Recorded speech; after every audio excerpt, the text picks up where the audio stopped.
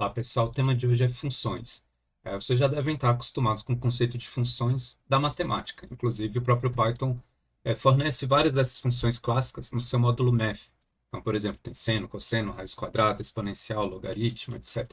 E a notação utilizada é muito parecida, na verdade, idêntica à notação da matemática, né? Então, se eu quiser saber, por exemplo, o seno de um número, eu escrevo dessa forma: seno, abre parênteses, o argumento, fecha parênteses, né? Essa é a sintaxe para chamar uma função.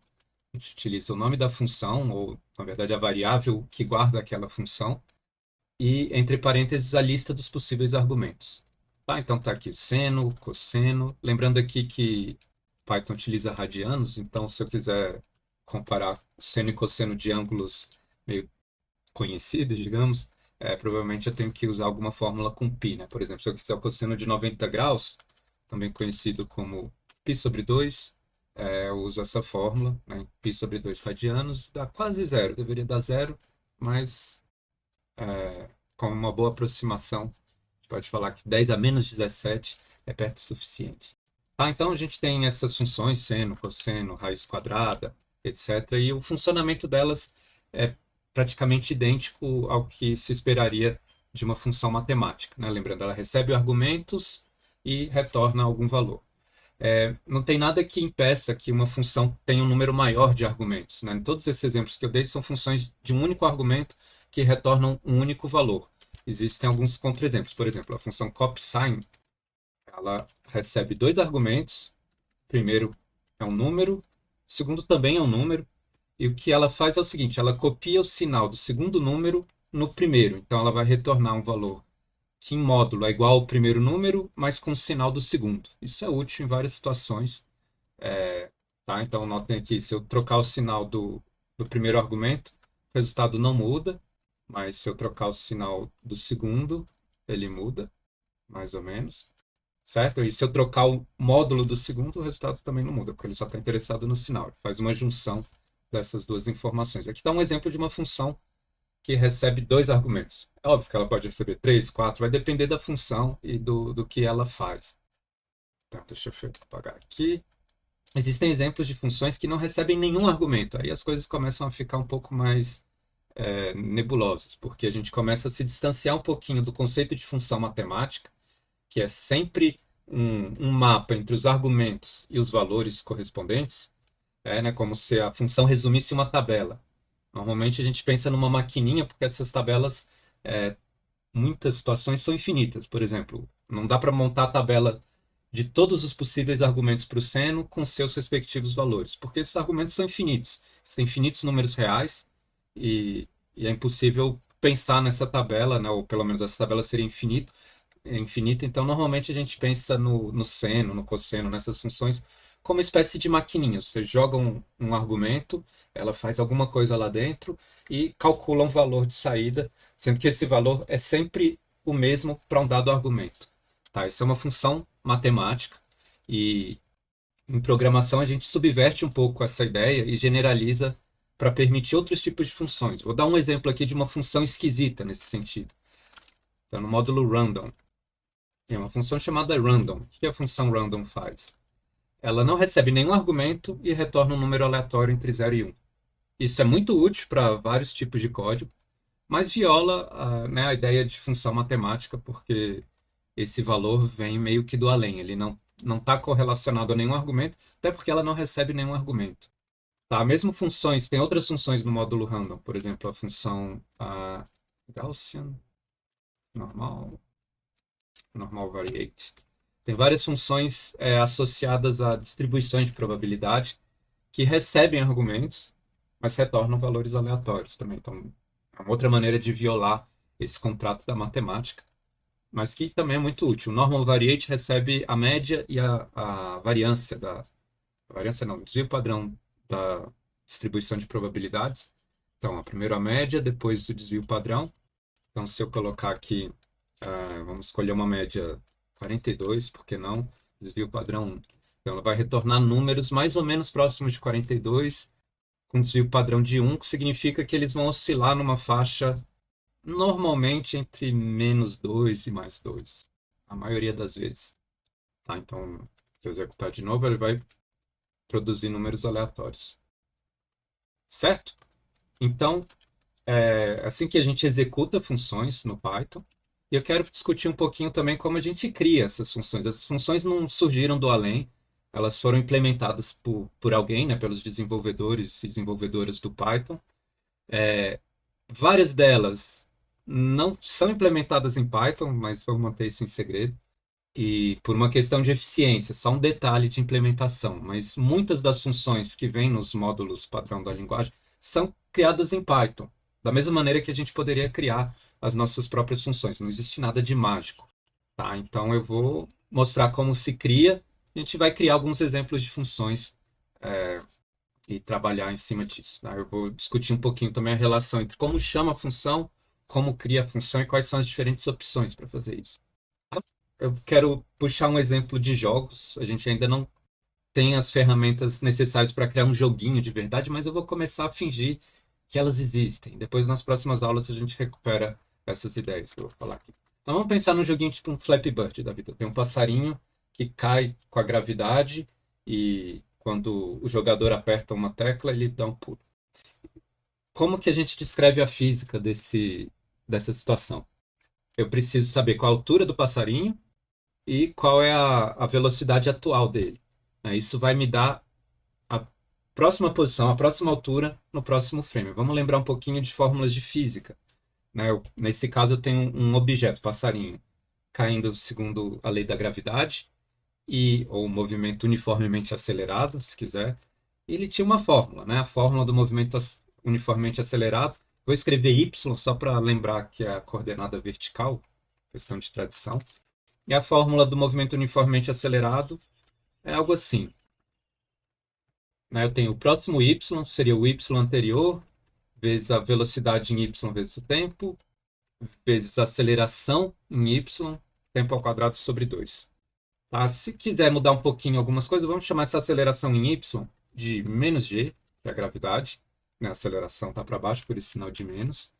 E como não vai ter x e y, a gente só, no Flappy Bird o passarinho não se desloca horizontalmente, a gente só precisa acompanhar a coordenada y. Vou resumir um pouquinho, eu vou falar aqui em v e y0, pode ser por enquanto. O que é o tempo? O tempo vai ser o intervalo de tempo, a duração de cada frame. Eu tenho a posição do passarinho num frame, eu quero saber o que vai acontecer no próximo, para atualizar essa posição e velocidade. Então, o que a gente vai ter? A gente vai ter y e v, seriam as coordenadas, o estado do passarinho. Vamos supor que ele começa, sei lá, vamos pensar numa tela de alguns pixels, 200 pixels de altura, digamos que ele comece na metade. E com uma velocidade zero. Então ele vai começar caindo. Tá? A fórmula de atualização é essa aqui. E t é o intervalo entre dois frames. Então vamos supor que seja alguma coisa assim. 1 sobre 60 segundos. É um jogo que roda 60 frames por segundo. Tá? Tem que criar algumas variáveis aqui. Eu coloquei o g igual a 10, mas na verdade a gente deveria propor uma gravidade para esse mundo que faça sentido, porque tudo está aqui medido em pixels, não em metros, e, enfim. Então não faz sentido copiar a gravidade da Terra. Vamos chutar um outro valor qualquer. 42, por que não? E eu tenho essa fórmula aqui que calcula a nova posição em função do tempo. Tá? E dá para imaginar que eu vou executar isso várias vezes. Então, um bom jeito de reaproveitar esse código, de não obrigar a lembrar essa fórmula e copiar e colar essa fórmula em vários pontos do código, seria criar uma função. Eu vou criar essa função chamada updateY, que recebe o y atual e a velocidade, talvez o tempo também, e calcula o novo y. Tá? Então, como que funciona isso aqui? Eu criei uma função que resume aquela fórmula. Então, ao invés de lembrar essa fórmula, eu só preciso lembrar o nome da função e os argumentos que ela recebe. E, normalmente, isso é muito mais fácil, muito menos sujeito a erros. E aqui, para usar a função, eu passo o conjunto de argumentos. Eu posso passar aquelas variáveis que eu defini antes, ou eu posso mudar, vai lá, o que aconteceria se a velocidade não fosse zero, se ela fosse 100 pixels para cima? O novo y vai mudar um pouquinho, ele vai, no caso, ser um pouco maior que o y inicial. O que aconteceria se o meu jogo rodasse a 30 frames por segundo. Meu novo Y seria esse aqui, não aquele. Tá, então a gente consegue um bom grau de flexibilidade aqui. Tá? Lembrando que eu não preciso passar sempre essas variáveis y, v e t, eu só preciso passar 3 números. Tá? Por um acaso, essas variáveis contêm 3 números, mas, enfim, eles podem estar em qualquer variável ou em variável nenhuma, né? Que nem aqui, por exemplo. Então, vamos lá. Eu tenho algumas opções para chamar essa função. Então, uma opção é passar os valores na ordem em que eles estão declarados. Então, se eu quiser passar o y, v e t, eu posso falar que eu tenho um y aqui de 100, com uma velocidade inicial, digamos, de 0, e um t de 1/30. Ele vai calcular o próximo y. E eu tenho uma outra opção de passar os argumentos não pela posição, mas pelo nome. Né? Então, eu sei que o primeiro argumento na função chama y, o segundo v e o terceiro t. Então, eu posso passar assim: t igual a 1/30, v igual a 0 e y igual a 100. E quando eu passo pelo nome, eu não preciso preservar a ordem. Eu posso escolher a ordem que eu quiser para os argumentos. Tá certo? O Python vai associar qual que vai ser o valor inicial dessas variáveis pelo nome que a gente passou. Tá? Em algumas situações é mais claro executar as funções dessa maneira do que passar os argumentos na ordem. Principalmente funções que usam muitos argumentos e não é imediatamente claro qual que deveria ser o primeiro, qual o segundo, qual o terceiro. Digamos que seja uma decisão meio arbitrária.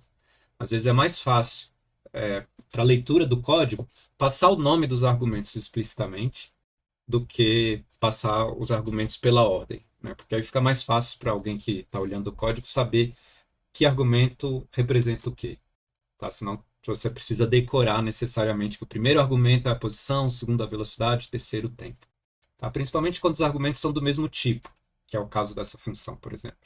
Então, Python dá essa possibilidade e a gente pode misturar. Eu posso passar alguns argumentos pela posição e alguns pelo nome.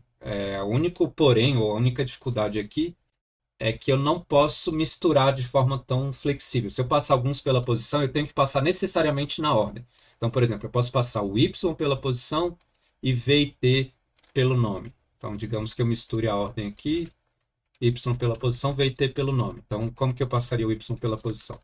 Eu passo o y, tá? Sem precisar falar explicitamente y igual a 100, posso passar só o y e os outros pelo nome. Os que eu passo pelo nome podem mudar de ordem e os que eu passo pela posição tem que aparecer exatamente na ordem esperada para os argumentos da função. Tá certo? Então, essa vai ser a nossa função, update y. Tá? Uma função no Python pode receber vários argumentos e retornar um resultado. Pode receber nenhum argumento e retornar um resultado. Pode receber, sei lá, N argumentos e retornar N resultados. Isso é útil em algumas situações. E nesse caso aqui também seria útil. Por exemplo, deixa eu criar aqui um novo Y e eu vou chamar só de update agora. E eu quero atualizar Y e V. Eu quero calcular qual vai ser a nova posição depois do frame e a nova velocidade. Se o passarinho está no movimento uniformemente acelerado, a velocidade também muda. Né? E qual que seria a fórmula de atualização da velocidade? Lembrando da física, é V mais aceleração, que a aceleração é menos G, vezes T. Tá? Então eu posso retornar agora o par Y e V. Tá? Não existe mais a função update Y, virou só update. Por que aquele datalog? Vamos lá.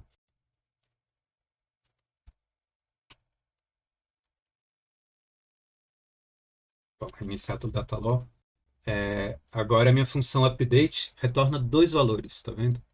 E se eu quiser salvar esses valores em variáveis, eu preciso, do lado esquerdo, criar 2 variáveis. Né? Então, lembra, no caso anterior, a gente tinha update y, retornaria só uma das variáveis. Eu poderia, digamos, salvar essa variável aqui, talvez dar um print do novo y. Se a minha função retornar 2 valores, por exemplo, essa update, normalmente a gente vai querer salvar 2 variáveis do lado esquerdo. Tá, então eu vou ter aqui o print de y, vamos colocar embaixo print de v para mostrar que ele salvou essas 2 variáveis. certo? Então, essa é a minha função que calcula, né, a nova posição do passarinho. Eu posso pensar aqui nesse caso que a gravidade também funciona de certa maneira como um argumento da função, mas um argumento que eu não quero passar diretamente, né, porque ela sempre vai ser a mesma num dado jogo. Mas eu posso dar a opção para quem chama a função de mudar a gravidade. Como que a gente faria isso? O Python aceita a ideia de argumentos opcionais. Então, se eu colocar g como argumento da função, eu teria que passar o quarto argumento obrigatoriamente. Então, deixa eu voltar aos meus prints, y e v aqui. Vamos ver. É lógico, se eu mudar a gravidade, a gente tinha criado uma gravidade de 42, se eu aumentar para 100, por exemplo, ela vai mudar o resultado final. E isso pode ser interessante. Digamos que no meu jogo tenha várias fases e eu quero criar uma fase engraçadinha com a gravidade diferente. Então seria legal que a função pudesse se adaptar, mas que a gente também pudesse chamar a função sem passar necessariamente a gravidade, né? Se a gravidade for padrão, que ele use o valor padrão. Como que faz isso? Eu posso declarar valores padrão para os argumentos. Nesse caso aqui, ó, o G42. Basicamente, eu vou tirar essa declaração daqui e colocar no corpo da função. Então, se eu fizer isso, se eu colocar um valor durante a declaração da função, isso vai produzir uma função com um argumento opcional. Então, eu posso passar o G aqui, explicitamente, um quarto argumento. Notem que o resultado muda.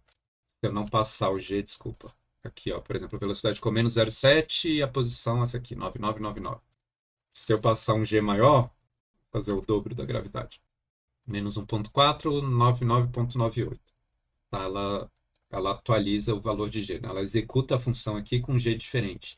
Eu posso passar esse G tanto pelo nome quanto pela posição.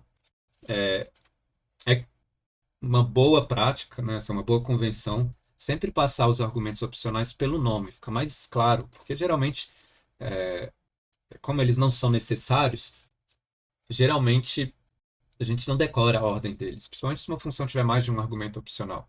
Então fica um pouco mais legível quando eu passo pelo nome, né? Quando eu executo dessa maneira aqui e não dessa.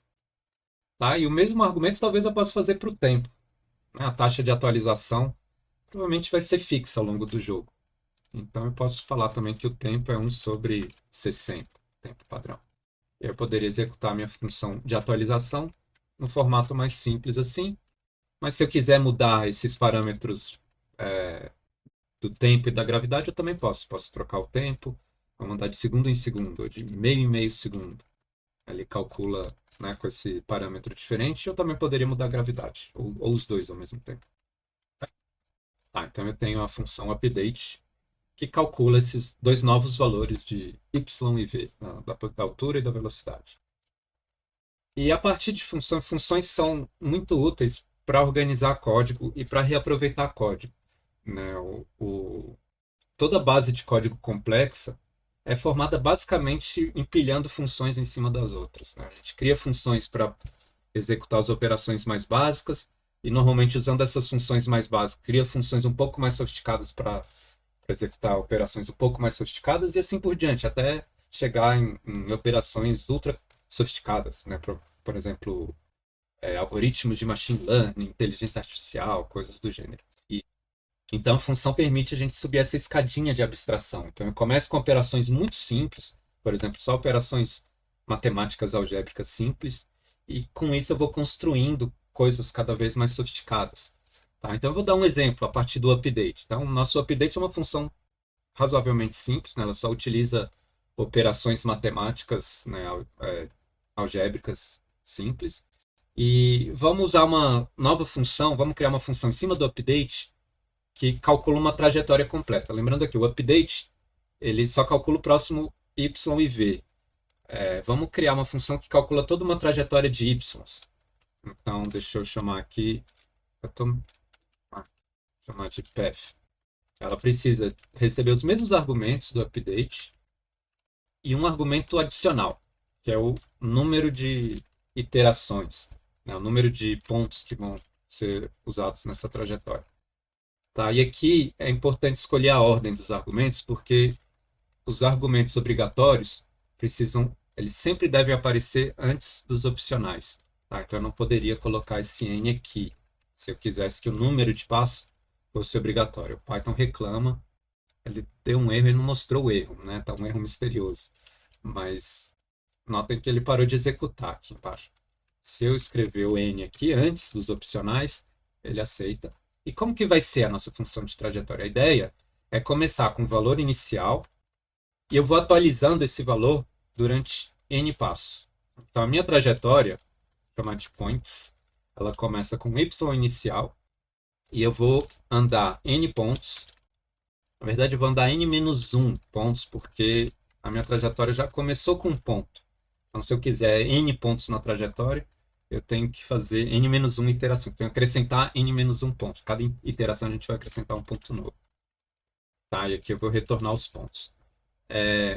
Como que a gente faz? Em cada passo, deixa eu calcular o path agora. YV, vamos criar uma trajetória de 10 pontos. Por enquanto, está errado, né? Ele só criou o primeiro ponto porque a gente não implementou nenhuma lógica dentro desse laço. Eu quero, em cada etapa do laço, acrescentar um novo ponto. Vamos primeiro, antes de tentar acertar a implementação, vamos só ver se a gente acertou o número de pontos. Vamos acrescentar um valor qualquer. Tá? Vamos diminuir aqui, ficar mais fácil de contar. Fizesse uma trajetória de 5 pontos, realmente, ele cria 5 pontos. Agora eu quero fazer esses números mudarem com o tempo. Então, como que vai ser? Eu vou executar a função update em cada etapa do laço. Então, eu falo que o novo y e o novo v vão ser o update de y e v. E aqui eu tenho que passar esses parâmetros novamente. Então, eu vou passar t e g. Tá certo? Eu também posso passar dessa maneira, que parece meio redundante, mas não é. Estou falando que o t que eu vou passar para a função update, tá? Então, t, argumento da função update, é o mesmo t que existe como variável local dentro da função path. E esse é um ponto importante, porque as variáveis de uma função não são compartilhadas. Então, se aparece um argumento t, uma variável t aqui dentro da função path, e existe uma outra variável t dentro da função update, elas por um acaso possuem o mesmo nome, mas não são a mesma variável. Assim como duas pessoas diferentes podem ter o mesmo nome, né? Sei lá, eu e o Fábio Júnior, nós não somos pessoas iguais, apesar de ter o mesmo nome. Cada um vive no seu universozinho diferente. E para as funções é a mesma coisa. Nas variáveis criadas dentro de uma função, tanto criadas como os argumentos, quanto as variáveis que são declaradas dentro da função, que nem essa lista points, por exemplo. Elas são variáveis locais da função. O que significa isso? Elas só existem durante a execução da função. Elas não são compartilhadas com outras funções e não são acessíveis fora dessas funções. Então, enfim, então às vezes faz sentido passar explicitamente. Estou falando que eu quero passar para a função update, para a variável t da função update, para o argumento t da função update, o t da minha função path. Tá? E a mesma coisa aqui para o g. Eu quero que os g's sejam os mesmos. Tá, isso aqui encerra a implementação da minha função. Basicamente, eu criei uma lista de pontos e retornei. Eu não sei porque ele está reclamando disso. Que o return não está fora de uma função, ele está dentro de uma função. Bugs do Datalore. Então aqui a gente tem uma função path, eu posso criar uma trajetória. Vamos criar um segundo inteiro de simulação, 60 pontos. E a gente vê aqui que depois de um segundo, o passarinho saiu da posição 100 e terminou na posição 79. Com essa função eu posso reaproveitar e fazer outras coisas interessantes. Por exemplo, na célula de baixo, eu vou usar a função path para criar um gráfico. A gente já aprendeu na aula passada como faz isso nos casos simples. Que era assim, import, matplotlib. E aqui eu preciso passar uma lista de tempos e uma lista de posições. Na verdade, tem uma maneira mais fácil de fazer isso. Essa função plot do matplotlib, ela é bem versátil. Ela aceita vários tipos de estilos de chamada. Se eu passar com 2 argumentos, né, se eu passar 2 listas, basicamente, ele vai entender que a primeira corresponde aos x e a segunda aos y. Se eu passar só uma, ele entende que são só os y e os x vão crescer linearmente. Mas vamos lá. Como que eu faria isso então? Eu posso passar um path com um y inicial. Vamos supor que seja 100 mesmo. A velocidade inicial. A gente vai brincar com alguns valores. Vamos começar com 0 e eu quero 120 pontos. Vamos mudar o tempo para 1/30. Então, isso vai me dar 4 segundos. Ele cria essa trajetória.